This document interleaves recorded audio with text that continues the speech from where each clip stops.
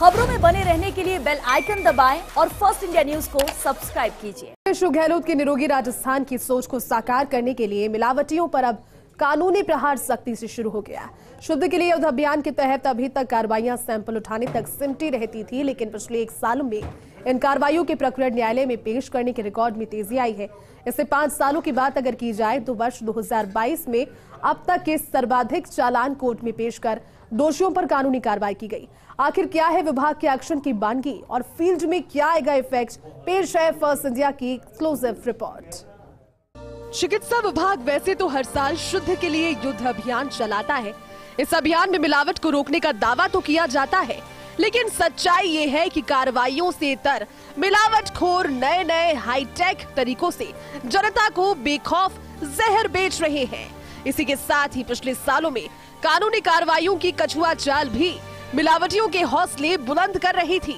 लेकिन सीएम गहलोत के खाद्य सुरक्षा और औषधि नियंत्रण आयुक्तालय बनाने के फैसले के बाद अब तस्वीर कुछ बदल रही है। डेडिकेटेड प्रशासनिक मुखिया मिलने के साथ ही प्रदेश में न सिर्फ कार्रवाइयां तेज हुई है, बल्कि पिछले 1 साल में रिकॉर्ड तोड़ चालान कोर्ट में पेश कर मिलावटखोरों पर कानूनी शिकंजा कसा गया।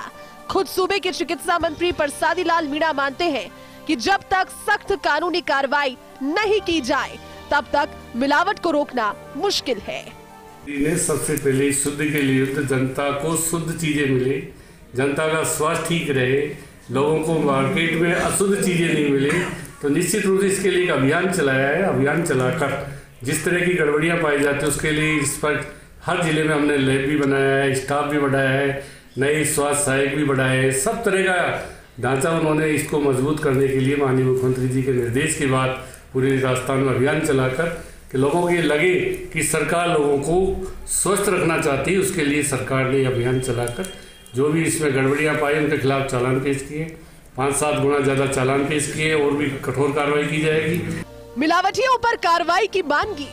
वर्ष 2019 निरीक्षण 8,396, नमूने उठाए 6,790, सब standard 1,104, mix brand 510, unsafe 175, ADM court में चालान 1,343, सीजेएम में चालान 137। वर्ष 2020 निरीक्षण 8,766, नमूने उठाए 7,445, सब standard 1,230, miss brand 551, unsafe 145, ADM court में चालान 1,515, सीजीएम में चालान 150।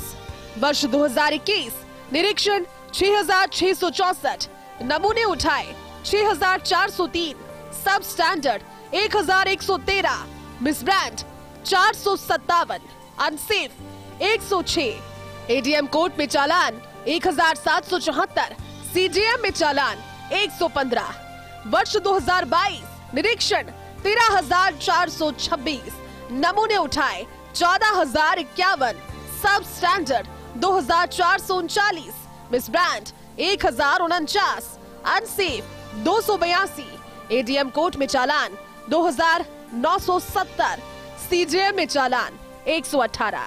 निश्चित रूप से सरकार का उद्देश्य लोगों का शुद्ध चीजें मिले, मार्केट में लोगों को स्वास्थ्य ठीक रहे, इसी को लेकर ये कार्रवाई की जा रही है। इसको अभियान के रूप में हम चला रहे हैं और इसके प्रशासनिक ढांचे को भी बहुत मजबूत कर रहे हैं। खाद्य सुरक्षा एवं औषधि नियंत्रण आयुक्तालय की स्थापना के साथ ही न सिर्फ कोर्ट में चालान पेश करने पर विशेष फोकस किया है, बल्कि कोर्ट में इन प्रकरणों का निस्तारण भी कराने में सफलता पाई है। पिछले 1 साल की बात की जाए तो एडीएम कोर्ट में 2,133 और सीजीएम कोर्ट में 32 मामलों में निर्णय दिया गया, जो पिछले 5 सालों में सबसे अधिक है। इस दौरान मिलावटियों पर 8.47 करोड़ का जुर्माना लगाया गया और 28 लोगों को सजा भी हुई।